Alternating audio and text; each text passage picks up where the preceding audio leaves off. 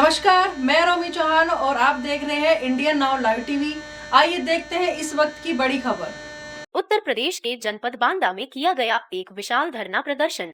आपको बता दें कि यह पूरा मामला जनपद बांदा के नगर कोतवाली क्षेत्र अंतर्गत अशोक लाट परिसर का है, जहां पर असंगठित मजदूर मोर्चा एवं बुंदेलखंड आजाद सेना द्वारा किया गया धरना प्रदर्शन। जानकारी करने पर बताया गया कि बुंदेलखंड की हालत बहुत ही खराब दशा में होती जा रही है। यहाँ पर गरीब किसान मजदूर वर्ग के व्यक्ति के लिए कोई कार्य नहीं है और गरीब मजदूर को मजबूरन प्रदेश में कमाने के लिए जाना पड़ता है, जिससे उनके घर में परिवार वाले प्रभावित होते हैं और कई प्रकार की दिक्कतों का सामना करना पड़ता है।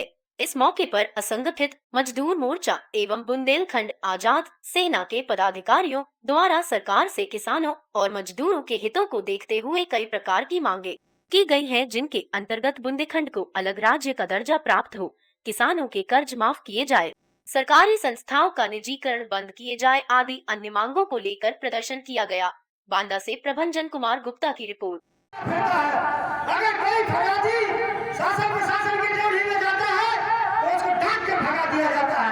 चोर लुटेरे भ्रष्टाचारी पैसे पर मांगने में उतारू हो जाते हैं और जब हम अपना हक हकूक मांगते हैं तो हमें डराया जाता है, धमकाया जाता है। वहाँ न जाना लाठियाँ चल जाएंगी। कितनी लाठियाँ चलाओगे, कितनी गोलियाँ चलाओगे? लाठी खाना जेल जाना तो झांकी है, गोली खाना शहीद होना हमारे लिए भी बाकी है।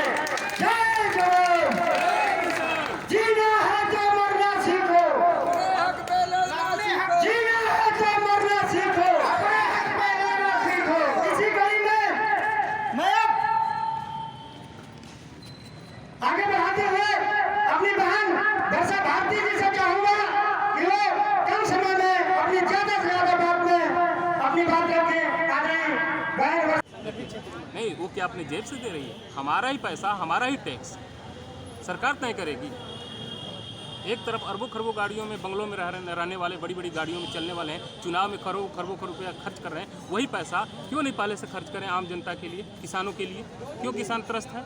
कहना क्या चाहते हैं, चुनाव के लिए किया जा रहा है? ये सब सारी चुनावी प्रोपेगेंडे हैं।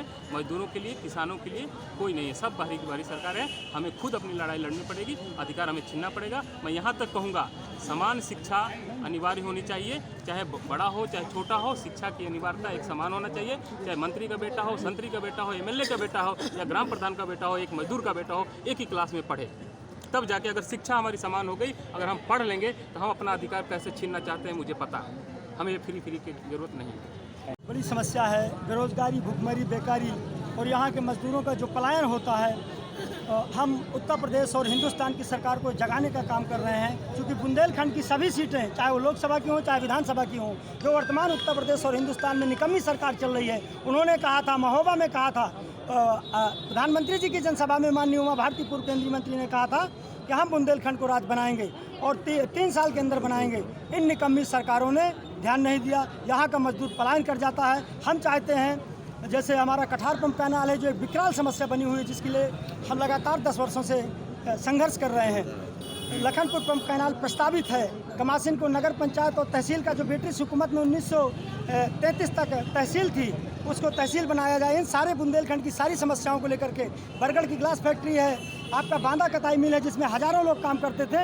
इन वर्तमान और निकम्मी पूर्व की सरकारों ने इनको नेस्तनाबूद कर दिया है। हमारा हक छीन रहे हैं, हमें बिल्कुल वो बना रहे हैं कि हम किसी लायक न रह जाएं। इसलिए हम आज इनको जगाने का काम कर रहे हैं कि जो आपने वादे किए हैं, इन निकम्मी सरकारों ने वादा किया है किसानों के लिए, मजदूरों के लिए, बेरोजगारों के लिए। बांदा के आज ऐतिहासिक अशोक लाट की धरती से आज माननीय मनवीर सिंह तेवतिया जी, जो बड़े किसान नेता हैं देश के, उनके नेतृत्व में हमने आंदोलन किया है। और आगे भी अगर हमारी 1 महीने के अंदर समस्याओं का समाधान नहीं होता है तो हम हिंदुस्तान की सरकार को जगा करके, जो आपने वादा किया था, तुम्हें सदन में बैठाया है तो सड़क में फेंकने का काम करेंगे।